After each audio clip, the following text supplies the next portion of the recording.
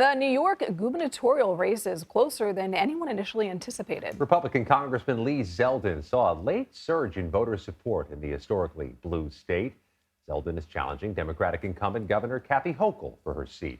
He blames Democrats for a rise in violence across the state. Hochul is still favored to win this race, and if she does, she'll become the first woman to be elected governor of New York. You might recall she took over the office after Andrew Cuomo resigned over sexual harassment allegations.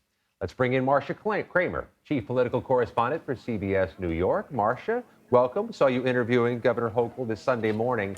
How are the two gubernatorial candidates feeling about their odds and their chances today? Well, I think today's going to be a nail-biter of an election for both candidates because everything is going to depend on turnout and where the turnout comes. Kathy Hochul needs to have a big turnout in New York City. Lee Zeldin says if he doesn't get 35% of the vote, he can't win. So we have to wait and see what happens and whether Republican areas of the state and of the city turn out. He's hoping, by the way, to turn some Democratic voters to vote for him because he thinks that he's made a case for public safety.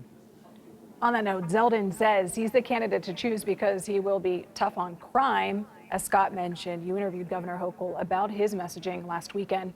We'd like to play a little bit of what she had to say. Sure. Stop lying about it. Stop trying to pretend that you're tough on crime when you're in reality soft on guns. The most heinous crime is murder and shootings. And that's what scares people to their core. And he refuses to do anything. He said he would not have supported the red flag laws. We just had an incident in Buffalo days ago where because someone saw someone say they might do something in a school, they went to that person's house and found a cache of guns. Lee Zeldin opposes that, the ability for the law enforcement to take things in their hands and not just solve a crime. Let's prevent the crimes. Let's prevent crimes. Marcia, how big of an issue is crime in New York, and is it a big enough problem to swing this race? I think it is a big enough problem to swing the race. The question is whether Lee Zeldin's rushing to the scene of every single terrible crime in New York City and playing it up is enough to swing enough Democratic voters to his side. She, on the other hand, has made the argument that while he talks tough on crime, he's not tough on guns, and that, he supports, the right to carry, NRA, assault weapons, etc. And she's trying to make the case that unless you get guns off the street, crime isn't going to be an issue. But one thing I can tell you is that she's confided to people that the drive-by shooting at his house, where there was like a sort of possibly gang-related shooting near his house, actually helped him because it made it seem like crime could affect anyone, even somebody who's running for governor of the state of New York. So he's had a couple of lucky breaks. The real question, again, is going to be turnout and whether people in New York City are going to turn out for an upstate person.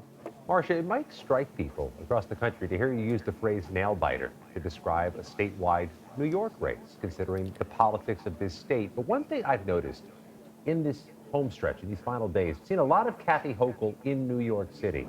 Why not out in maybe some of the battleground areas of the state, in Albany, Buffalo, Syracuse? Is it because she's trying to keep that margin down in the city? No, I think that what you need to take a look at is that she's from Buffalo, so she feels, and she's popular in Buffalo, and she feels that she's going to do well in Buffalo. Also, there's a big race in Syracuse for Congress. It was held by a Republican, John Katko, but now the Democrat running in that area is ahead in the polls. And that brought Kathy Hochul ahead in the polls. So if she can do well in two upstate areas that normally go Republican, Buffalo and Syracuse, she's got to really concentrate on getting the vote out in New York City. And I think one indication that she's actually worried about it is that she campaigned today with Andrea Ocasio-Cortez, AOC, who's much more liberal than the governor, but she needs to get the more liberal Democrats to the polls as well.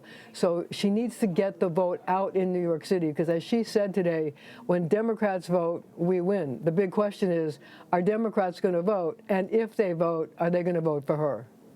All right, we will wait and see. Marcia Kramer, thanks for your reporting. Good to see you.